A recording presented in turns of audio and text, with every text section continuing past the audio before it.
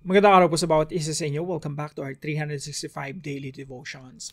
So tutuloy po natin yung ating series po patungkol sa understanding the church. So I hope marami kayo natutunan dito sa ating talakayan patungkol sa church.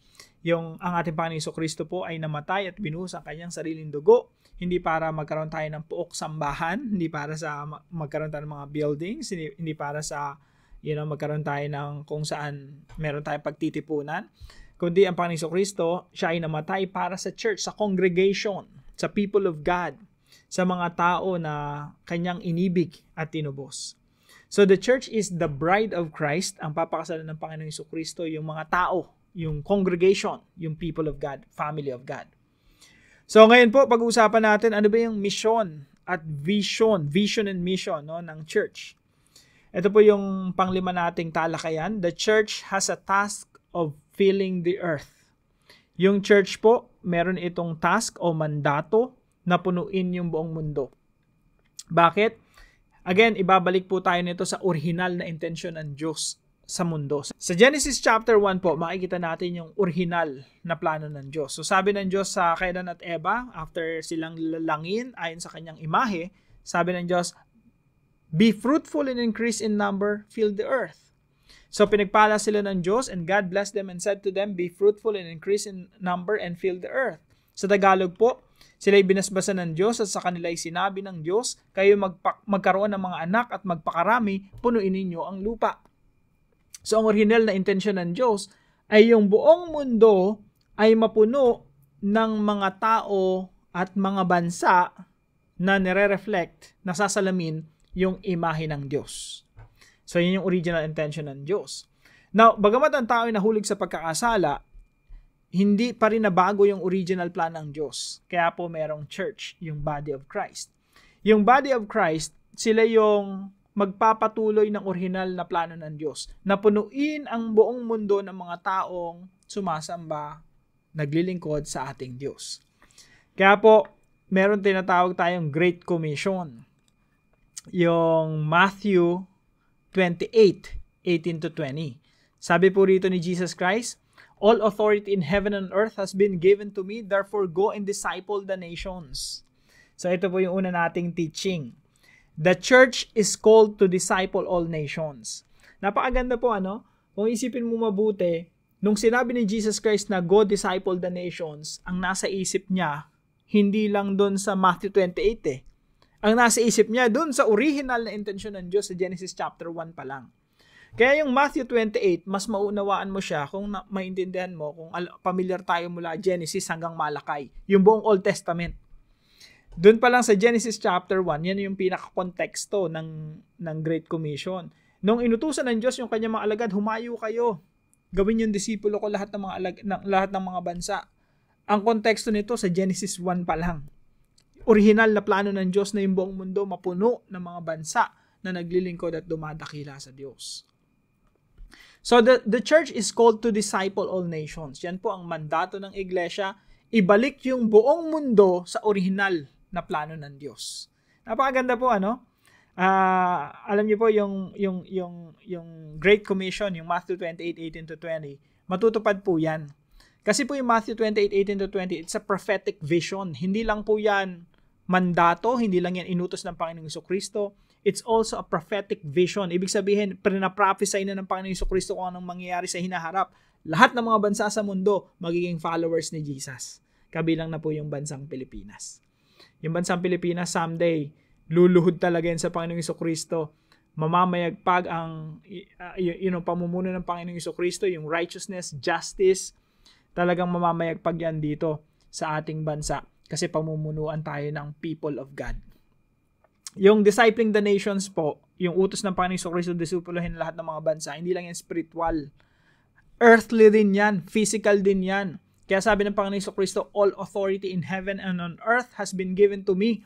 Sa heaven, walang authority si Satanas, bagamat si Satanas nagrebelde unang-una sa langit. And then, sa lupa rin, may authority si Satanas kasi tinukso niya si Adan at kumbaga inagaw niya yung authority kay Adan. Pero nung dumating ang Panginoong Jesucristo, tinalo niya si Satan, tinalo niya yung kasalanan, yung kamatayan, Lahat ng authority, sabi ni Jesus Christ, akin na, nasa akin ang lahat ng authority in heaven and on earth. Sa makatuwid mga kapatid, yung impluwensya ng Panginoong Jesucristo, hindi pang heaven lang, pang earth din. Kaya aayos talaga yung mundo. Yung bansang Pilipinas, aayos din talaga yan. At ang sinugo ng Diyos dito sa mundo, yung church. The church has the task of discipling the nations. We are called to disciple all nations. Kaya lahat mga bansa, pati yung mga pinakaayaw sumunod sa Panginoon, yung mga Arab nations, no? Kahit yung mga Hindu nations, lahat sila sasamba at lulod sa ating Panginoon Jesucristo sapagkat magwawagi ang Great Commission ng ating Panginoon Jesucristo, magwawagi ang church at ang mandato ng Diyos sa church na disipulohin lahat ng mga bansa. Mangyayari po ito sapagkat ito'y nakadepende sa kapangyarihan ng Diyos. Number 2 po, the church is called to influence the world. Maraming mga churches po nagba-back out no? Parang dito na tayo sa four corners of the church. Tayo na lang, no? Wala na tayong magagawa kasi pabulok na ng pabulok yung mundo. Ganun mo yung mentality ng maraming churches, no? Nakakalungkot isipin. Now, balikan po natin ang turo ng Panginoong Jesucristo. Sabi ni Jesus Christ sa Matthew chapter 5 verse 13 and 14. Sabi ni Jesus Christ, you are the salt of the earth. Pag sinabing salt, influensya po yan eh. Sabi rito, but if the salt loses its saltiness, how can it be made salty again? It is no longer good for anything except to be thrown out and trampled underfoot. Yung church, yung body of Christ, hindi naman tayo tinatapon na lang and trampled underfoot at tinatapak-tapakan na lang. At maliban na lang kung nawala yung saltiness natin, no? Hindi naman mangyayari yon. So, mananatili tayong salt of the earth. Verse 14, sabi dito, you are the light of the world. Maliban na lang kung naniniwala tayo na yung church aandap-andap ang ilaw at hindi kayang impluwensya ng mundo. Mga kapatid, we are the salt of the earth. Meron talaga tayong impluwensya. At the same time, we are the light of the world. Magliliwanag talaga tayo. Walang liwanag na walang impluwensya. Walang liwanag na walang naapektuhan. Pag nagliwanag, ibig sabihin yung kadiliman nagliliwanag. Merong impluwensya talaga. Merong mangyayari. And then sabi ng Panginoon Jesucristo sa isang verse, no, sa Matthew 13:31-33, sabi niya, yung kingdom ng Diyos daw, the kingdom of God is like a mustard seed. Napakaliit. Nagsimula lang po yan sa Israel dito sa lugar na ito, no, yung seed na yan, seed ng ating Panginoong Jesucristo. Sabi ni Jesus Christ, lalaganap yan at magiging pinakamalaking halaman yan sa hardin. And then later on, in-explain ni Jesus Christ, parang ano yan libadura, yeast, pampaalsa, inihalo sa minasa. At yung minasa na yan, at the beginning, early on, parang walang impluwensya, pero pag nung naluto na yung minasa, umalsa yung buong minasa. Meaning to say, kahit maliit lang yan la libadura o pampaalsa, kaya niya impluwensya yung buong minasa. So basically, si Jesus Christ mahilig siya sa combo Salt of the earth, light of the world. Para talaga combo, uppercut. Maintindihan talaga ng church na, hey, we have to influence the world. Kung di mo pa naintindihan yan, sabi ni Jesus Christ, yung kingdom ng Diyos lalaganap yan. Para yung mustard seed at para yung yeast, libadura, kaya niyang paalsahin yung buong minasang tinapay. So meron talagang influence. So mga kapatid, the church is called to influence the world. Hindi po tayo tago na lang tago o on the retreat o dito na lang tayo sa church natin, no? Magpalakpakan na lang tayo dito. No. Yung church is a training ground. Pagpunta mo sa community, kung saan ka na lumalago sa pananampalataya, nagmi-meet kayo, let's say once a week, twice a week. After that, papasok ka na sa mga trabaho, sa mga tahanan, balik tayo sa kung saan man tayo, doon tayo gagawa ng impluwensya. No? We will influence our workmates, our workplace, we will influence our families, we will influence our schools. Yan po yung concept ng church, no? We are called to influence the world. Otherwise, hindi tayo naniniwala na salt and light tayo. Number 3 po, the church is called to spread the reign of God. Yung church po, ito po ay may panawagan na ipakalat ang paghahari ng Diyos dito sa mundo. Sabi po ng Panginoon Jesucristo, ganito daw dapat manalangin yung kanyang mga disipulo. Your kingdom come, your will be done on earth as it is in heaven. So, paano naghahari ang Diyos sa langit? Ganon din dapat sa lupa. Kaya sabi niya, your kingdom come, mapasa amin ang kaharian mo at masunod ang kalooban mo dito sa lupa na gaya sa langit. So, yung paghahari ng Panginoon, yung kalooban ng Diyos, dapat mangyari yan dito sa lupa. At yan po ang ating panalangin. So, ilan lang po sa mga application natin. No? Number 1, disciple your family and friends network. Disipuluhin po natin yung mga taong nakapaligid sa atin. Unang-una na, yung pamilya natin. Lalo na sa mga leaders ng church, unahin yung pamilya. No? Pamilya muna. And then mga friends, mga workmates, mga tao sa paligid natin. Disipuluhin natin sila, ilapit natin sila sa ating Panginoong Hesukristo. Napakasarap magpagamit sa Panginoon, no? Napakasarap maging parte ng Great Commission. Napakasarap maging parte ng ginagawa ng Diyos dito sa mundo. Yung church po, meron tayong marching order. Kumbaga, advancing church tayo. And I hope tayo po ay nagiging parte ng original na intensyon ng Diyos to fill the earth with believers, with followers of the Lord Jesus Christ. So, disciple your family and friends network. Network po yan eh. Ibig sabihin, lahat tayo may network. May mga pinagkatiwala sa ating relasyon ang Diyos. Relasyon sa pamilya at relasyon sa mga kaibigan at sa mga tao sa paligid natin. Hindi aksidente na nakilala natin sila.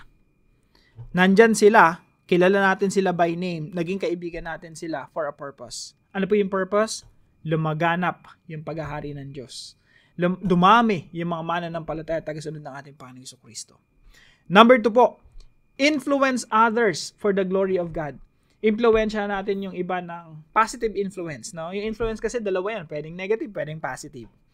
Positive dapat, no? Influence others for the glory of God.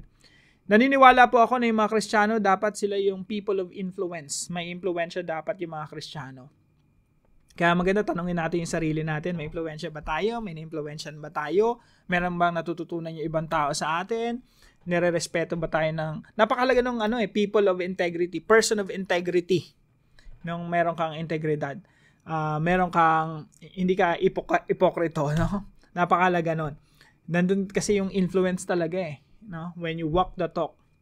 So, influence others. Bakit? Bakit natin influensyahan yung iba? Bakit tayo dapat magningning at tingalain ng iba at respeto ng iba? Bakit? Not for our own sake, not to make ourselves, famous, not to make ourselves famous, not to make ourselves look beautiful. Hindi po ganon. Ang gusto natin, maluwalhati yung Diyos na ating sinasamba. We influence others for the glory of God.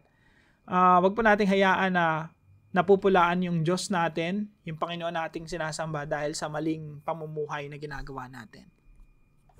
So, influence others for the glory of God. And number 3 po, pray for the advancement of God's kingdom. Ipanalangin po natin na umabante ang kaharian ng Diyos sa ating buhay, sa ating mga pamilya. Napakasarap po na yung bawat membro ng pamilya natin naglilingkod sa Panginoon. Kaya i-mission natin sila. Huwag tayong pumayag, meron tayong anak, meron tayong kapatid, meron tayong membro ng pamilya hindi nakakilala sa Panginoon o walang takot sa Diyos o hindi naglilingkod sa Diyos. Gawin, i-mission po natin siya, ipag-pray natin sila ng husto. Pray for the advancement of the kingdom in our family, among our friends, network natin, at sa church natin, at sa workplace natin. Ipanalangin natin yung panalangin na tinuro ng Panginoon Hesukristo. Your kingdom come, your will be done on earth as it is in heaven. Hayaan po natin na ang kalooban ng Diyos ang mangyari sa ating mga buhay, ang kalooban ng Diyos ang mangyari sa ating mga pamilya. Magkaroon talaga ng matinding pagbabago sa ating pamilya. Mangyayari po yan kapag ang Panginoong Hesukristo ay naging sentro ng pamilya natin. Hanggat wala si Jesus sa pamilya natin, it's a failure. Tandaan po natin yan. Hanggat wala si Kristo, hanggat hindi sentro si Kristo ng ating pamilya, it's a failure. Your family is a failure. Magiging successful lang yan kapag si Kristo yung sentro ng pamilya. So, pray for the advancement of God's kingdom. Yung pamilya natin mamumuhay sa ilalim ng paghahari ng Diyos. Now, tanong po para sa bawat isa, how can we practically influence the world for the glory of God in our daily lives? Practically speaking, paano natin may impluwensyahan yung mundo, mga tao sa paligid natin, para sa kapurihan ng Diyos? Pag-usapan po natin yan sa ating mga discussion groups. At para po sa ating panalangin, Lord God, thank you for calling us as your church to disciple all nations. Influence the world and spread your reign. Help me begin by discipling my family and friends, showing them your love and truth.